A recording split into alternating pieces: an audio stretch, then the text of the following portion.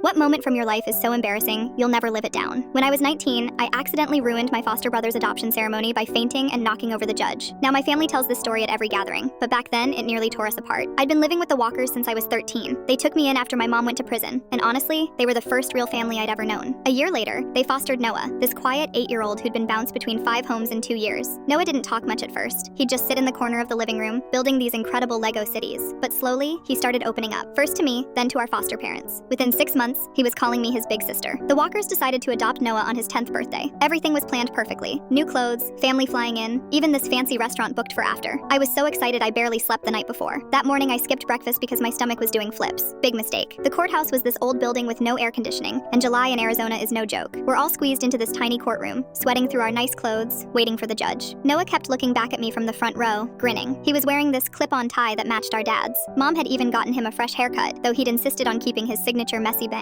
The ceremony started, and that's when things went sideways. The room started spinning. I tried to focus on the judge's words, but everything sounded far away. Next thing I know, I'm stumbling forward, trying to catch myself. I grabbed the closest thing, which happened to be the judge's robe. We both went down hard. The water pitcher on his desk crashed down, soaking everyone in the front row. Noah's new suit was ruined. The judge was fine, thank God. But he had to change robes, and the whole ceremony got delayed. I could hear people whispering, saw phones coming out to record. Noah wouldn't look at me. In the bathroom, trying to clean up, Mom found me crying. Instead of being mad, she started laughing. Only you, she said, would literally fall over yourself to keep the attention on being the favorite child. But Noah wasn't laughing. Back in the courtroom, he was dead silent. When the judge asked if he wanted to be adopted, he just stared at his wet shoes. My heart stopped. Had I just ruined everything? The judge leaned forward. Son, is everything okay? Noah looked up, tears in his eyes. Can Lauren be adopted too? I don't want to be your only real kid. The whole courtroom went quiet. Mom started crying. Dad could barely speak. Turns out they'd been working on my adoption papers for months, wanting it to be a surprise for Christmas. The judge, still damp from our earlier encounter, actually suggested doing both adoptions right then. He said in 30 years on the bench, he'd never seen a sister so determined to crash her brother's big day. So that's how I ended up becoming officially part of the family while wearing a coffee-stained dress, my makeup completely ruined, with a growing bruise on my forehead. The courthouse staff still has the security footage, and they play it at their Christmas party every year. Noah's 17 now. Whenever he introduces me to his friends, he always says, "This is my sister Lauren. She literally fell for me at my adoption." I pretend to be embarrassed, but honestly, I wouldn't change a thing about that day, except maybe eating breakfast, and wearing waterproof mascara, and not assaulting a judge.